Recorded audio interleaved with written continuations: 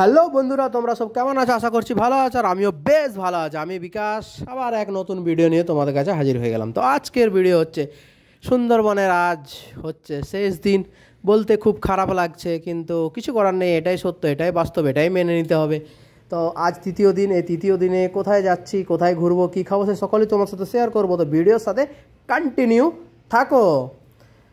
তো চলো, বোটে আমরা রেডি হয়ে চেপে গেছি, আর বোটে চাপা মাত্রই আমাদের সামনে গরম গরম চলে এসছে ব্রেকফাস্ট। আর আজকের ব্রেকফাস্টে আছে, প্রথমেই তোমরা দেখতে পেলে, লাল লাল ঝাল ঝাল ঘুগনি।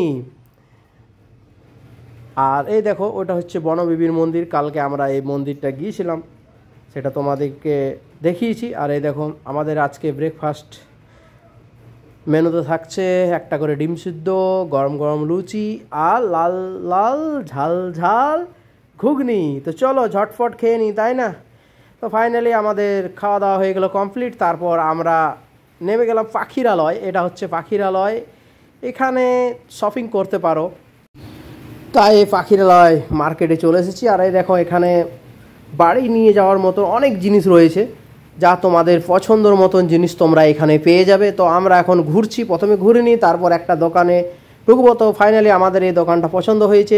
তো আমরা এখানে সবাই দাঁড়িয়ে আছি, তো কি নেওয়া যায়, তাই না? তো আমার ব্যাগগুলো কিন্তু ভালো লাগছে, তাই না? আর তোমাদের কেমন লাগছে অবশ্য কমেন্টে জানিও। তো চলো দোকানের ভিতরে যাওয়া যাক। এই দেখো, যেটা বললাম, বাচ্চাদের জন্য বড়দের জন্য সব রকমের জিনিস এখানে রয়েছে। তো চলো কিছু শপিং করে নেওয়া যাক, তাই না? এত দূর এসেছি, কিছু তো চিন্তা নিয়ে যায় যে এটা সুন্দরবন থেকে এনেছি, তাই না? তো সবাই নিজের নিজের শপিং করতে ব্যস্ত হয়ে গেল, আর আমি ব্যস্ত হয়ে গেছি ভিডিও করতে। প্রথমে ভিডিওটা করে নিই, তারপর শপিং করব, তাই না? তাহলে তোমাদেরকে দেখাবো কি।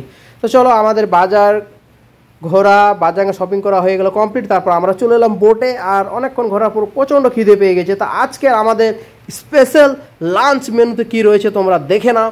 আজকে কিন্তু লাঞ্চ মেনুতে রয়েছে ইলিশে কম্পালসারি।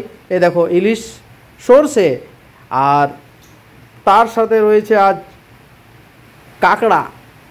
এই দেখো কাঁকড়া।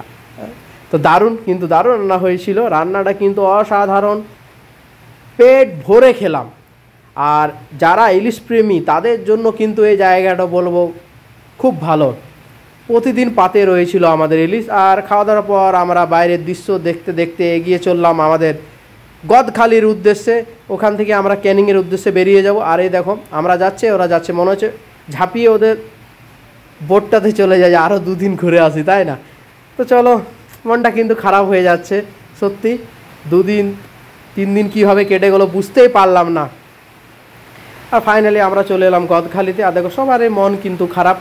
জীবনের ভালো দিনগুলো কিন্তু খুব জলদি শেষ হয়ে যায়। তো চলো, এখানে ভিডিও শেষ করছি। আবার তোমাদের সাথে দেখা হবে একটা নতুন ভিডিওর সাথে। সবাই ভালো থাকবে, সুস্থ থাকবে। টাটা।